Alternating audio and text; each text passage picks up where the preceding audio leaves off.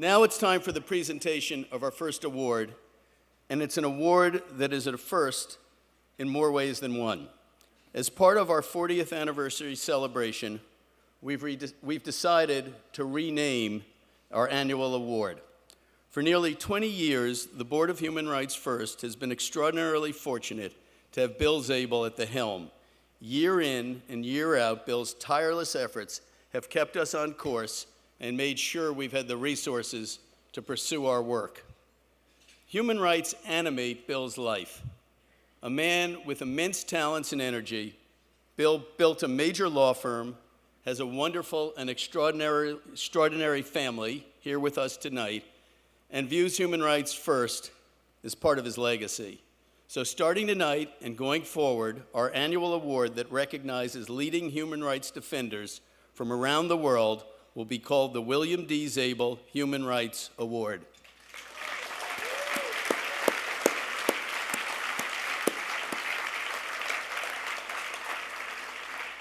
In addition, we've established the William D. Zabel Legacy Fund.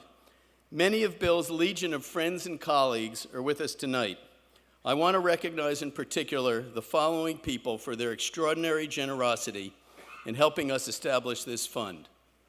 Barbara Pickauer and the JPB Foundation, Michelle Tochi of the David Berg Foundation, Ari Ritvo-Slifka of the Alan B. Slifka Foundation, Alice and Carol Rosenberg, and Joe Pagano. We thank you all.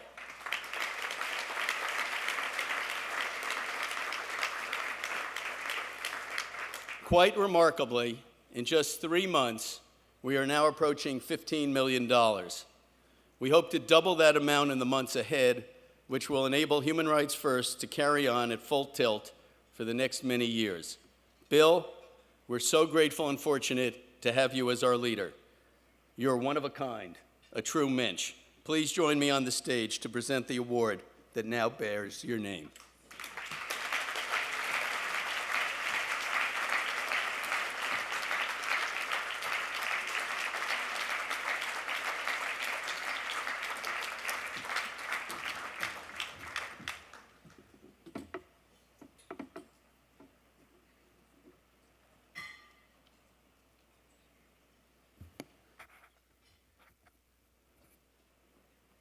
Thank you, Tom. It's an honor to share the chairmanship with you, and even more to share our friendship. Good evening to all of you. It is now a critical time for human rights. The rule of law is being hellishly threatened both here and abroad. Winston Churchill said, when you're going through hell, keep going. And I promise you, Human Rights First will keep going.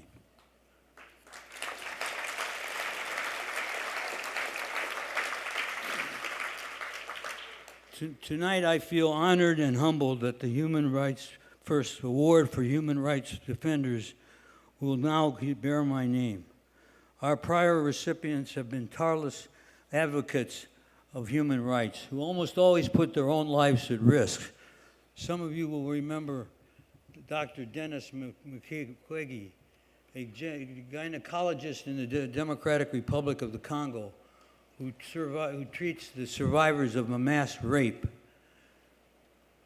Dennis received our award 5 years ago, and 3 weeks ago won the Nobel Peace Prize.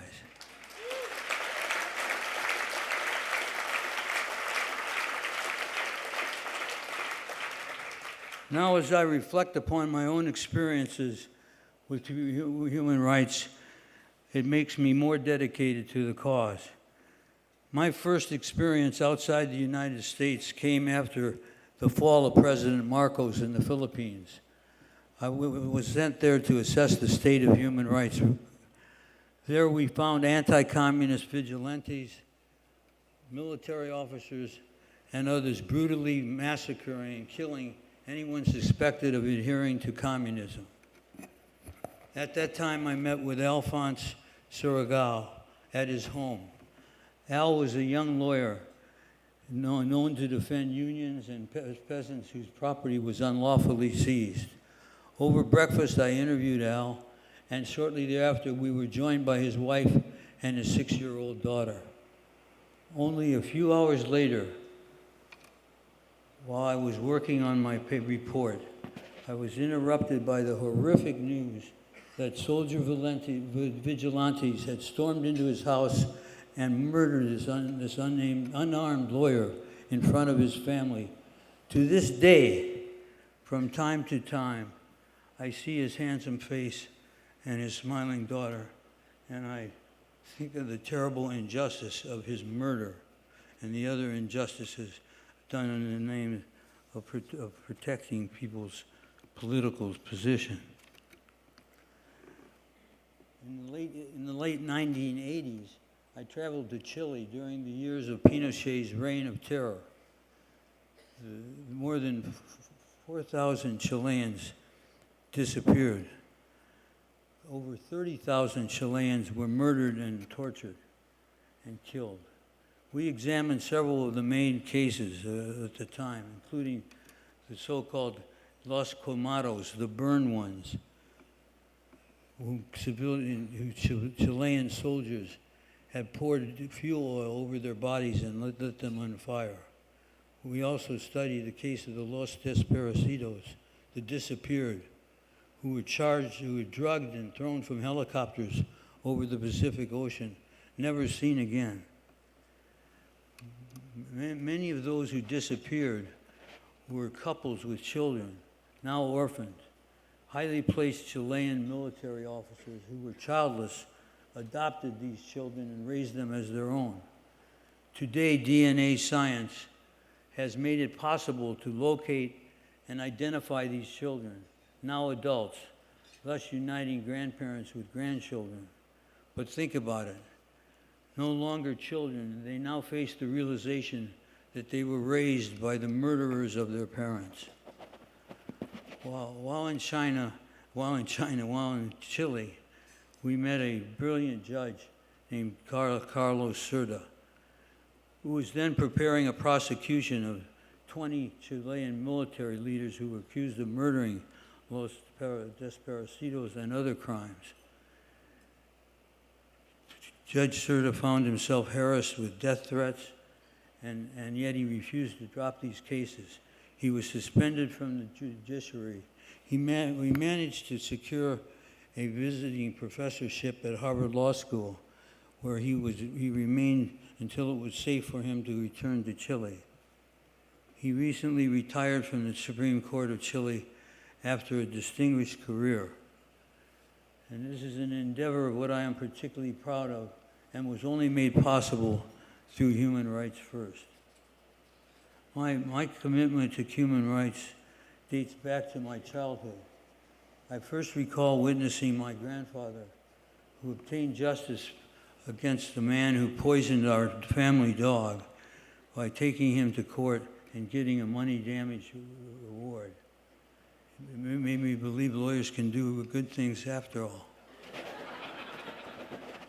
It may be rare, but it's important.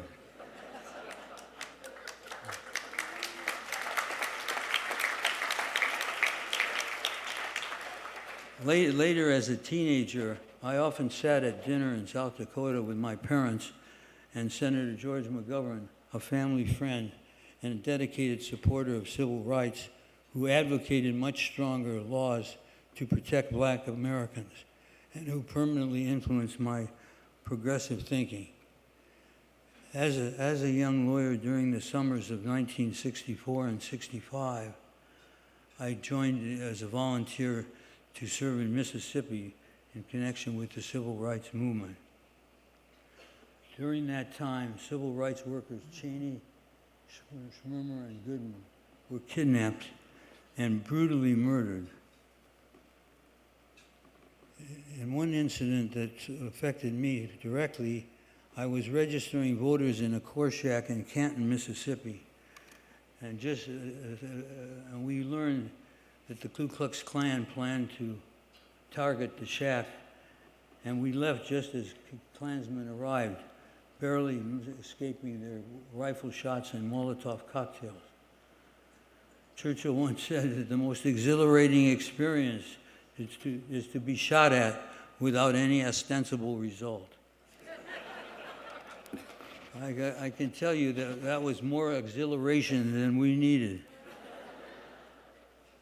The same summer of 1964, my colleague Henry Sawyer III and I found ourselves parked outside the state penitentiary in Parchment, Mississippi, reviewing the briefs of a case we were handling. Suddenly, a pickup truck pulled up alongside us, and three guys with guns and Klan insignia got out. They accused us, using other words, of course, of loving black people. They said, "We're going to kill you, Jew lawyers." Now, it is interesting to note that Henry Sawyer's ancestors came over on the Mayflower. But in Mississippi, he was transformed into simply another Jewish lawyer, which I must say he did not mind. With their guns elevated at us, leveled at us, one of them went to grab our briefcases. Henry, quick on his feet, said, "Whatever you do, don't touch those briefcases, or I won't be responsible for what happens." Then I jumped into it saying, "You heard him, don't touch those briefcases, or we won't be responsible for what happens." Two of them whispered to each other, and one said, "Did you see the movie at the Biloxi?" And continued mumbling. Finally, they said, "All right, you Jew bastards, we're going to let you go this time, but if you come back here, we're going to kill you." It happens that the most popular movie that summer was a James Bond movie called From Russia with Love, in which an exploding briefcase played a major role in the plot. We were lucky. Now you may all understand why James Bond is my favorite movie character.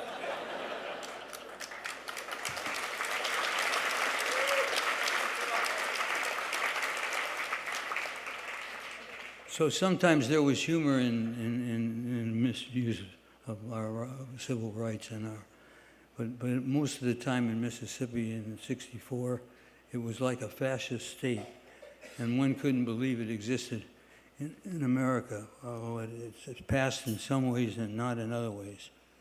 And so tonight, I am pleased to introduce a person who shares our passion for justice.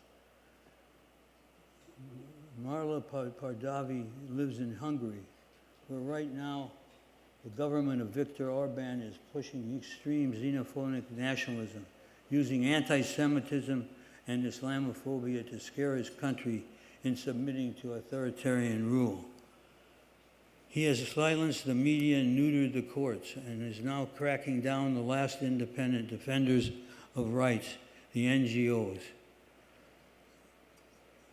Marla is the co-chair of the Hungarian Helsinki Committee, where she leads the group's work assisting migrants and asylum seekers coming to Hungary. The HHC is in fact the only Hungarian NGO providing free legal services to refugees seeking asylum. Recently, the government passed a law banning any NGO from working with refugees without official approval. Human Rights First has worked with Marla on a range of fronts. We petitioned the Hungarian government to repeal new laws restricting the fundamental rights of asylum seekers and the rights to freedom of speech and assembly. We are working to oppose the building of monuments that glorify Nazi leaders and sympathizers. And we brought several delegations of Hungarian lawyers and activists to Washington to explain to policymakers the consequences of Orban's attacks on the rule of law. Marla is our essential partner in all this work, and we have her back because right now she and HHC are fighting for their organization's very survival. Take a look.